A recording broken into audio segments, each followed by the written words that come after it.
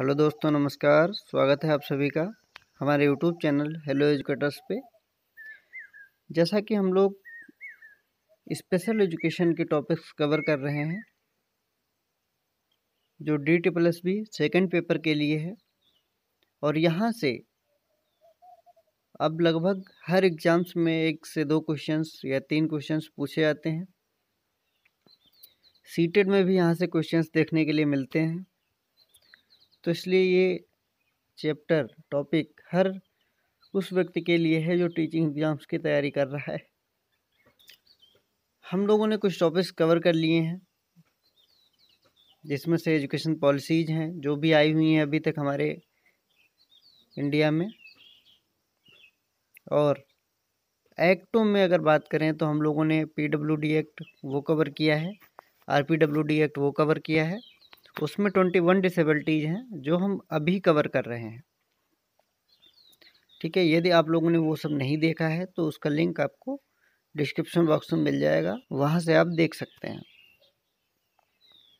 आज हमारा टॉपिक जो है, हम हियरिंग इम्पेयरमेंट पे चर्चा करेंगे और जानेंगे कि हियरिंग इम्पेयरमेंट क्या होता है और किस तरीके से ये हो जाता है, कौन कौन से कारण है और उसको सही किया जा सकता है या नहीं किया जा सकता है। इन सब चीज़ों पे आज हम बहुत अच्छे से चर्चा करने वाले हैं,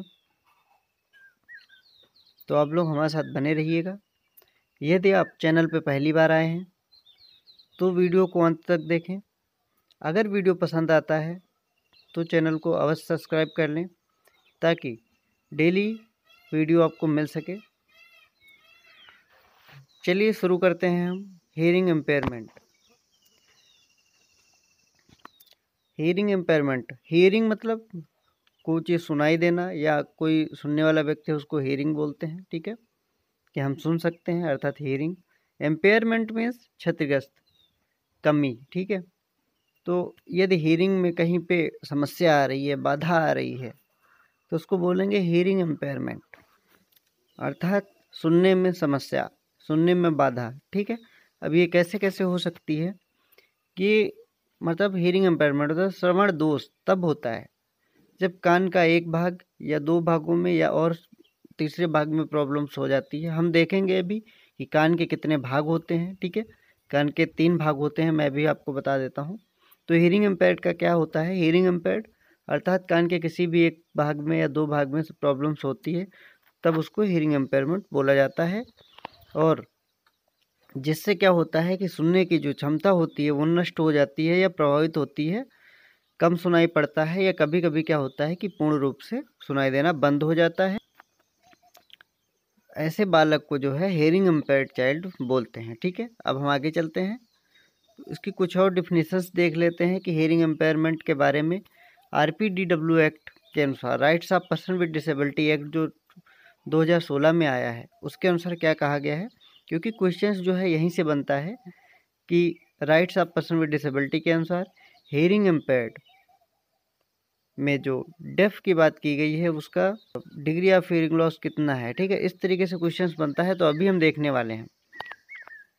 तो हियरिंग इम्पेयर्ड का है ये पार्शली या टोटल इनेबिलिटी टू हियर, अर्थात कि या तो कम सुनाई दे रहा है या फिर पूर्णतः जो है हमें सुनाई नहीं दे रहा है, तो उसको हियरिंग इम्पेयर्ड बोलेंगे। और इसको 2 भागों में या कैटेगरी में जो है डिवाइड किया गया है। कौन कौन सा? पहला डेफ है और दूसरा हार्ड ऑफ हियरिंग है। ठीक है, तो अब हम डेफ की बात करेंगे कि डेफ किसे बोलेंगे हम, या RPDW एक्ट के तहत डेफ की डिफिनेशंस क्या दी गई है। इसमें कहा गया है कि डेफ मीन्स जो व्यक्ति 70 dB हियरिंग लॉस तक की स्पीड नहीं सुन पाता है, या 70 dB का हियरिंग लॉस का उसके कान में श्रवण दोष है। ठीक है, तो वो डेफ की कैटेगरी में जाएगा। अब ये 70 dB क्या है, डेसिबल क्या है, ठीक है, इस पर भी हम अभी चर्चा करने वाले हैं। आप लोग बिल्कुल निश्चिंत रहिए, हमारे साथ बने रहिए। हर चीज़ आपको एक एक चीज़ समझाई जाएगी, बहुत अच्छे तरीके से आप समझ जाएंगे। ठीक है, ये dB ये है डेसिबल, जैसे हम लोग लंबाई मापते हैं मीटर में, सेंटीमीटर में। ठीक है, उसी तरीके से जो हमारी कानों की क्षमता है, सुनने की जो क्षमता होती है, उसको मापने के लिए हम डेसिबल का प्रयोग करते हैं। ये एक मात्रक है। ठीक है, सुनने की क्षमता को मापने का। और 70 डेसिबल ये किस लेवल का होता है, किस रेंज का होता है, वो अभी हम समझेंगे आगे चल के, तो आप लोग बिल्कुल निश्चिंत रहिए। तो हम भी यहाँ पर पढ़ रहे हैं डेफ। तो इसमें RPDW एक्ट के तहत जो डेफ का डेफिनेशन दिया गया है, उसमें कहा गया है कि कोई व्यक्ति यदि उसमें 70 dB का हेयरिंग लॉस पाया जाता है तो वो डेफ की कैटेगरी में आएगा, ठीक है। और दूसरा पॉइंट दिया हुआ है हार्ड ऑफ हेयरिंग। तो हार्ड ऑफ हेयरिंग क्या होता है? हार्ड ऑफ हेयरिंग मतलब जिस व्यक्ति में 60 से 70 dB हेयरिंग लॉस पाया जा रहा है वो व्यक्ति हार्ड ऑफ हेयरिंग के अंतर्गत आता है, ठीक है।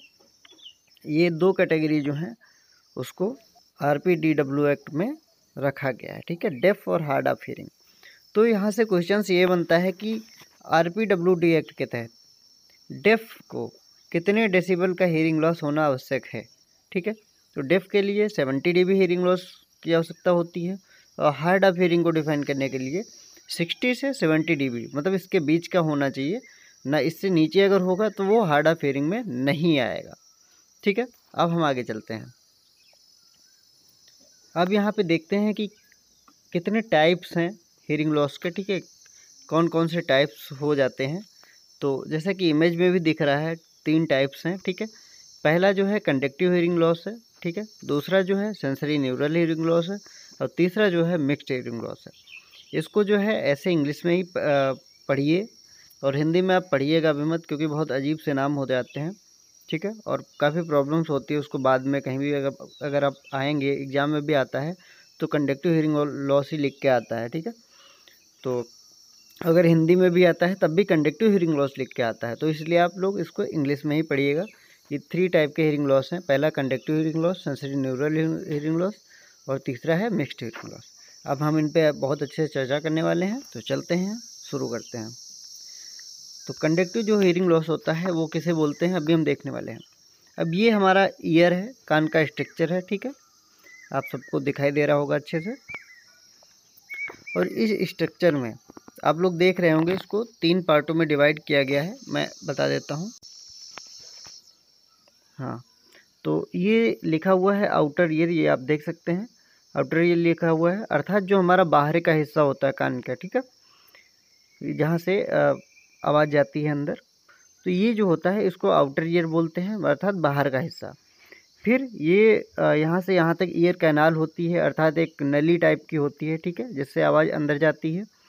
और फिर यहाँ पर हमारा पर्दा होता है, जिसे पर्दा बोलते हैं, इसको हम ईयर ड्रम बोलते हैं पर्दे को, ठीक है। इस पर आवाज़ टकराती है, टकराने के बाद उसमें झंझनाहट पैदा होती है, उसके बाद जो है अंदर हो जाती है आवाज़। तो हम यहाँ पर पढ़ रहे हैं कंडक्टिव हेयरिंग लॉस।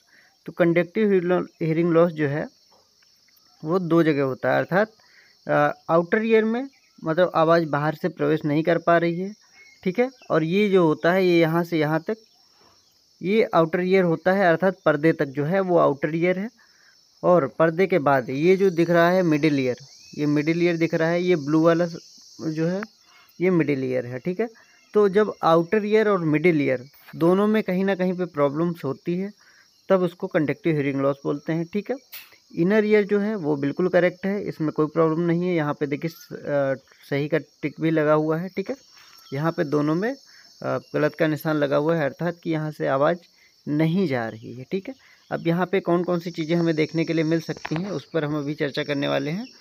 तो पहला जो हमें देखने के लिए मिल रहा है वो क्या है कि जो इसमें जो साउंड होता है, जो आवाज़ होती है, वो हमारी आउटर ईयर और मिडिल ईयर से में प्रॉब्लम होता है, उसके बाहर जो है जाने में प्रॉब्लम होता है, मतलब उससे इनर ईयर में जाने में प्रॉब्लम होता है। और यहाँ पर क्या होता है, जो हल्की आवाज़ें होती हैं, धीमी आवाज़ें होती हैं, वो हमें सुनाई नहीं पड़ती हैं, ठीक है, या उसको सुनने के लिए बहुत ध्यान की आवश्यकता पड़ती है, ठीक है। कभी कभी देखा होगा हम लोगों ने, जो बूढ़े लोग होते हैं वो कान के पास हाथ लगा के, ठीक है, सुनते हैं, तो वहाँ पर भी ये प्रॉब्लम हो सकती है। और यहाँ पर जो तेज़ आवाज़ें होती हैं, लाउडर साउंड होता है, उसको सुना जा सकता है। और क्या होता है यहाँ पे, और इसको सही करने के लिए ये है कि मेडिसिन की आवश्यकता पड़ती है या फिर सर्जरी के माध्यम से जो है सही किया जा सकता है इसको। इसके होने का क्या कारण है, कभी कभी क्या होता है कि ज़्यादा मैल जो है वैक्स जम जाता है, जिसकी वजह से जो है बाहर से जो आवाज़ें होती हैं वो अंदर जाना बंद कर देती हैं या कम हो जाता है अंदर जाना, ठीक है, तो वो भी एक प्रॉब्लम है। या फिर कोई इन्फेक्शंस हो जाते हैं, ठीक है, जिससे ये प्रॉब्लम उत्पन्न हो जाती है। चलिए आगे चलते हैं, फिर हम प्रॉब्लम पे चर्चा करेंगे कि कौन कौन से कारण हैं इसको होने के। अभी कंडक्टिव हियरिंग हो गया है हमारा, अब सेंसरी न्यूरल पे बात करते हैं जब, ठीक है। सेंसरी न्यूरल हियरिंग लॉस में क्या होता है, अब हम लोगों ने कंडक्टिव हियरिंग में देखा था कि आउटर ईयर और मिडिल ईयर दो प्रभावित हो रहे थे, ठीक है। अब कान के 3 भाग होते हैं, ये आपको पता है, यहाँ पे दिख रहा है कि ये आउटर ईयर है, ये मिडिल ईयर है, ये इनर ईयर है, ठीक है। अब कंडक्टिव हियरिंग लॉस में आउटर ईयर प्रभावित हो रहा था, मिडिल ईयर प्रभावित हो रहा था, ठीक है, तो एक बचा था इनर ईयर। अब क्या है, सेंसरी न्यूरल हियरिंग लॉस में ये मिडिल ईयर प्रभावित होता है। ये रेड से दिख रहा है, ये हमारा कॉक्लिया है, ठीक है, यहीं से हमारा मिडिल ईयर शुरू होता है कॉक्लिया से, और ये जो है ऑडिटरी नर्व है, ठीक है, और इसके आगे जो होता है ब्रेन होता है, ये जो जुड़ी होती है ब्रेन से, ठीक है। उसके बाद जो है हमारी ब्रेन तक आवाज़ जाती है। तो क्या होता है कि ये दोनों अगर सही भी हैं, ठीक है, अर्थात आउटर ईयर सही है, मिडिल ईयर सही है, कोई प्रॉब्लम नहीं है, लेकिन अगर इनर ईयर में प्रॉब्लम है, अर्थात कॉक्लिया में प्रॉब्लम है, ठीक है, या फिर इसके आगे जो ऑडिटरी नर्व है इसमें प्रॉब्लम है, हेयर सेल्स यहाँ पे पाए जाते हैं, ठीक है, हेयर सेल्स में यदि प्रॉब्लम है तब फिर प्रॉब्लम हो जाती है। हेयर सेल्स इस तरीके होते हैं, आप लोगों ने देखा होगा, ऐसे ऐसे ऐसे ऐसे छोटे छोटे होते हैं, और जब आवाज़ जाती है तो ये ऐसे ऐसे ऐसे ऐसे चलते हैं, जिस तरीके से मतलब साउंड की वेव जो है उसमें देख सकते हैं आप लोग, बिल्कुल जैसे म्यूजिक सुनते हैं तो ऊपर नीचे वो होता रहता है, उसी तरीके से म्यूजिक की भांति जो है यहाँ पर भी आवाज़ जो होती है, साउंड जो होता है वो हमें सुनाई पड़ता है, वही जाता है, ठीक है। जिसकी फ्रिक्वेंसी ज़्यादा होती है वो उतना ऊपर तक उठता है और कम वाले नीचे तक रहता है, ठीक है, ऐसे इस तरीके से ऐसे ऐसे जाता है। तो चलिए हम और देखते हैं चीज़ें।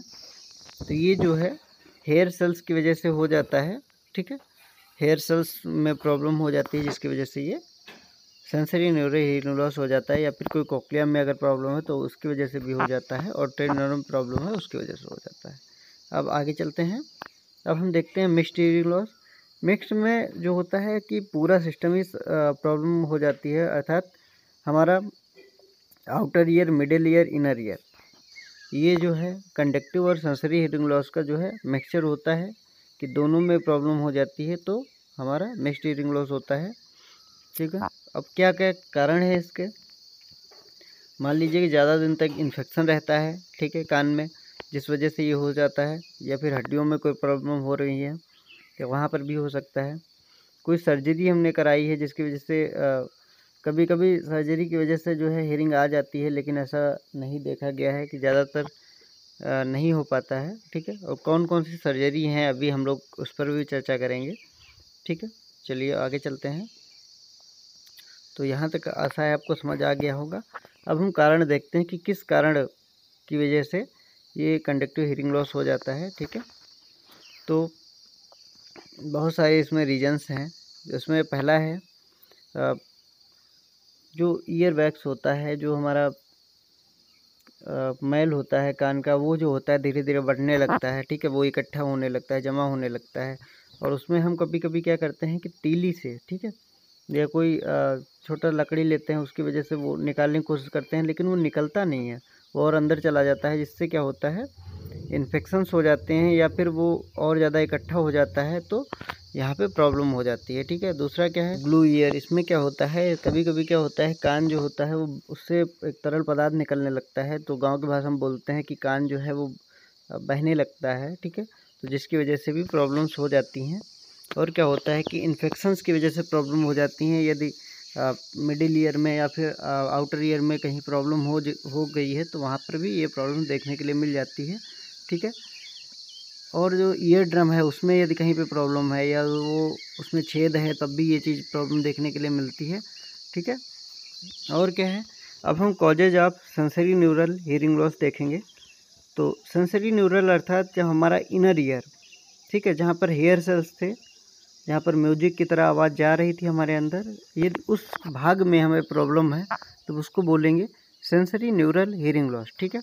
अब वहाँ पे प्रीनेटल पीरियड अर्थात जन्म से पूर्व जब बच्चा पेट में होता है तब कौन कौन सी प्रॉब्लम हो जाती हैं। पहला जो है जेनेटिक फैक्टर जो होता है वो प्रभावित करता है, जिसमें से यदि माता को या पिता को अगर कोई प्रॉब्लम है तो बच्चे में भी आने की संभावना रहती है। दूसरा फैक्टर है कि यदि कोई इन्फेक्शंस हो गया है, ठीक है, जिसकी वजह से ये चीज़ हो जाती है, जैसे रूबेला सिंड्रोम है, ठीक है, रूबेला है, ये इन्फेक्शंस हैं कुछ ऐसे जिसकी वजह से प्रॉब्लम देखने के लिए मिल सकती है, ठीक है। अब पेरीनेटल की बात करते हैं। जब बच्चा जन्म ले रहा होता है उस समय को पेरीनेटल बोलते हैं हम। और पेरीनेटल में क्या होता है कि यदि ऑक्सीजन की कमी हो जाती है जन्म के दौरान बच्चे में, ठीक है, तब जो होता है हेयरिंग लॉस देखने के लिए मिल सकता है, बच्चे को सुनाई देना कम पड़ सकता है। और दूसरा क्या होता है कि जॉइंटिस बहुत ज़्यादा है, ठीक है, सीवियर लेवल पर है, तो उसको वहाँ पर भी प्रॉब्लम हो सकती है। तो लो बर्थ वेट, अर्थात जो बच्चा जो है वो पैदा हुआ है तो उसका वज़न जो है बहुत कम है, जिस वजह से ये प्रॉब्लम देखने के लिए मिल सकती है। इसके अलावा भी यदि बच्चे को सांस लेने में प्रॉब्लम है, ठीक है, तब भी ये चीज़ देखने के लिए मिल सकती है, ठीक है। तो आगे चलते हैं हम। आज हम इतना ही करेंगे, बाकी हम कल करेंगे, क्योंकि फिर बहुत ज़्यादा हो जाएगा तो फिर समझ में भी कम आता है, इसलिए आज हम यहीं पे समाप्त करते हैं। यदि आपको वीडियो पसंद आया है तो वीडियो को लाइक करिएगा, कमेंट करिएगा। यदि चैनल पर पहली बार आए हैं तो चैनल को सब्सक्राइब कर लीजिएगा, ताकि आपको इसी प्रकार से अच्छी वीडियो प्राप्त हो सके और आप अपना कॉन्सेप्ट और बेहतर कर सकें। तो आप हमें फेसबुक पेज पर भी मिल सकते हैं, वहाँ पे हेलो एजुकेटर्स आप सर्च करिएगा, वहाँ पे हमारा पेज है, आ जाएगा। और आप हमारे टेलीग्राम चैनल से भी जुड़िए, वहाँ पर भी नई नई जानकारी जो है दी जाती हैं, ठीक है, जो आपको काम के लिए हो सकती हैं। थैंक यू, मिलते हैं हम नेक्स्ट वीडियो में। Thank you.